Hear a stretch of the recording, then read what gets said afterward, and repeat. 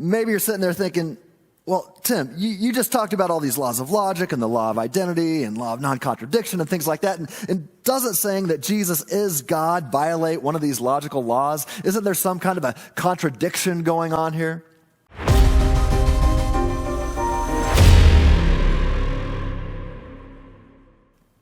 If God raised Jesus from the dead, then Christianity's got to be true.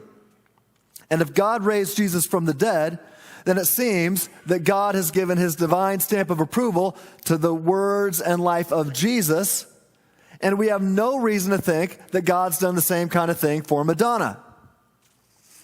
Thus, a rational and logical person should follow Jesus on this matter and believe what he says in John 14:6, when he says, I am the way, the truth, and the life, and no one gets to the Father except through me.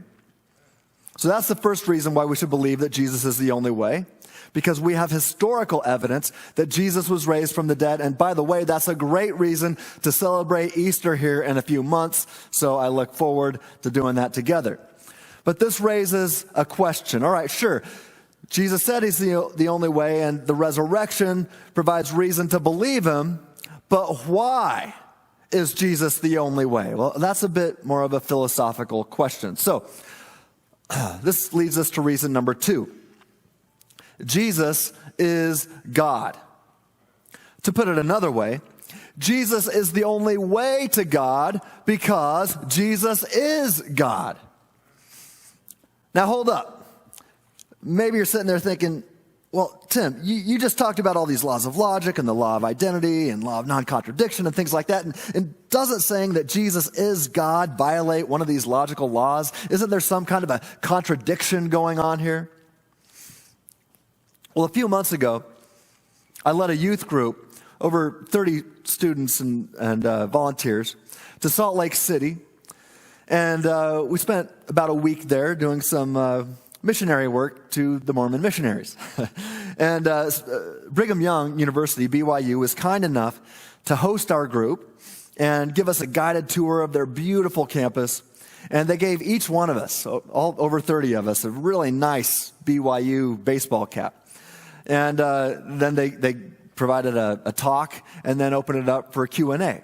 And it was a fantastic time. Really, I've grown to develop some good friends on the BYU campus. And one of these leading Mormon scholars spoke to us that day, one of the leading Mormon leaders in Salt Lake. And one thing my Mormon friend said to our group, well, he appealed to logic, and then he said, well, look, your view of Christianity has to be false, he said, because it's illogical to say that we worship one person and 3 persons at the same time.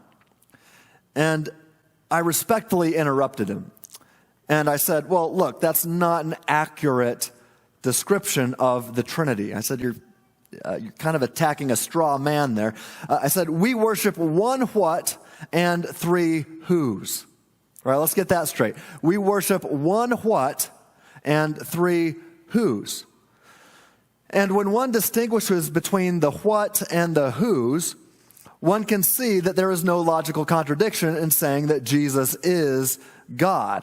He is just not God the Father or God the Holy Spirit. Jesus is the second person of the Trinity, known as the Son.